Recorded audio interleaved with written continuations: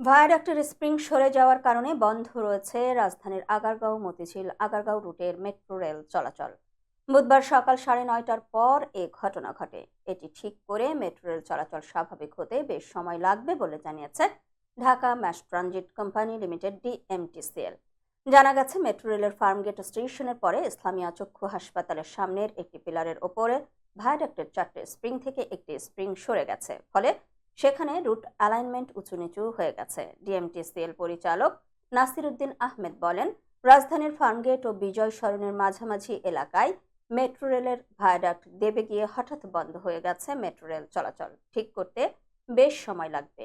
Metro rail চলাচল কখন স্বাভাবিক হবে বলতে পারছি না। এদিকে ডিএমটিসিএল থেকে পাঠানো এক বার্তায় বলা হয়েছে, অনিবার্য কারণবশত বুধবার সকাল 9:40 থেকে আগারগাঁও থেকে মতিঝিল অংশের ট্রেন চলাচল সাময়িকভাবে বন্ধ আছে। তবে উত্তর থেকে আগারগাঁও অংশে ট্রেন চলাচল অব্যাহত আছে।